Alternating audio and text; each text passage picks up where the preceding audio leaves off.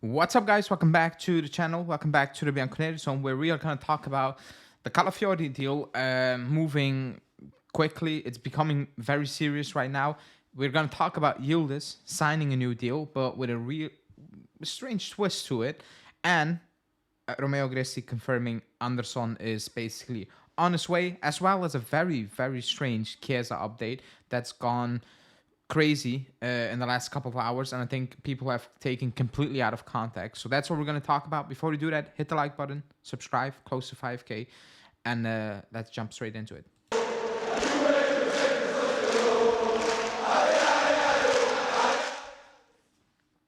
Okay, so we will start off with this guy, Calafiori, because this is coming from Romeo Gresti saying that he is the absolute number one target for the backline, and Romano and everybody basically piling on and saying that talks are underway. It feels like he is the not the first signing, because there will be someone else first, but he's up there as the first signing of the summer. Now, they don't speak about he's going to replace Bremer, because we're going to sell Bremer. We all assume Bremer are going to leave, or most of us assume Bremer is going to leave. However, just in isolation, talking about Calafiori, he is having a fantastic season. Even last season, to be honest, he had some sparks, but this season he kind of exploded. He's a good defender, but I think he's getting praised more about the things that have not really much to do with defending. Basically, he can dribble in, slot into midfield, glide into midfield. He can ping a ball left, right, and center, like on the ball. He's very good. He's very aware of his surroundings. Technically, he's well sounded. Well, we don't have that at the back at all. Bremer is bad in possession. Danilo is bad in possession. Gatti is terrible in possession. And that's it. We don't have that. And like I've always said, you need a defender who needs, like my defender, I want a defender to be a very good defender. And then we will see.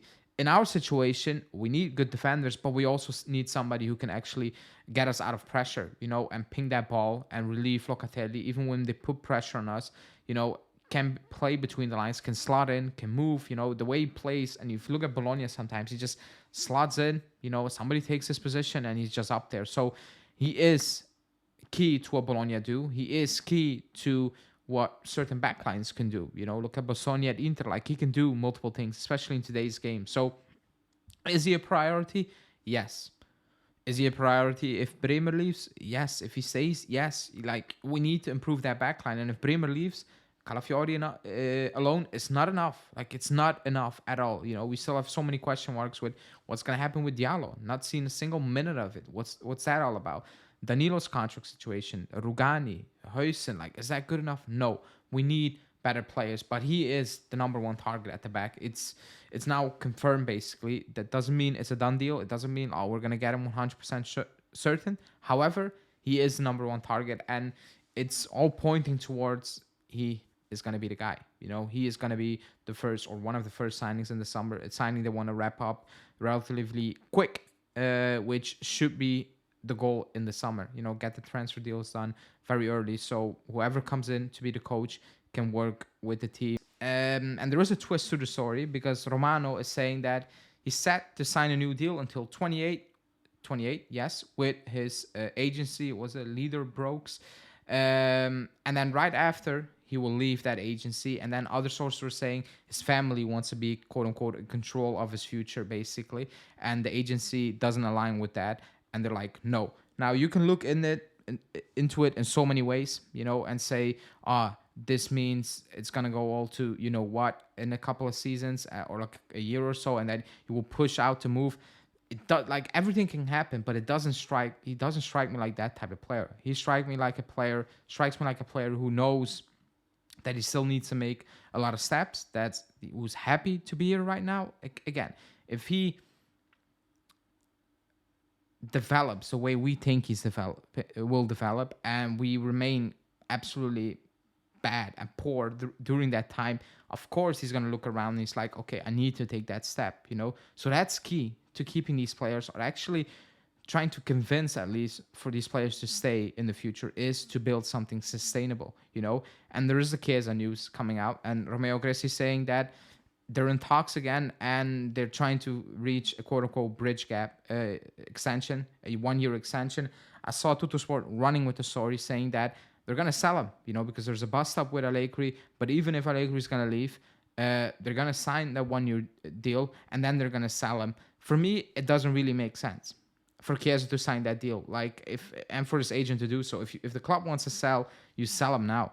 You know, you just sell him now because even if you sign that 1 year extension, it's all fake. Club, if Chiesa signs an extension today and in the summer the club is like, you're for sale, clubs will know it's BS. They will not come in and say, he has 2 years now, we need to pay more. No, because everybody can smell the BS. It's a weird extension. If you extend them now and in the summer you sell them, clubs will look at it and they're like, yeah, it's a bullshit extension. We're gonna act like he only has 1 year left on his deal. So this is the offer.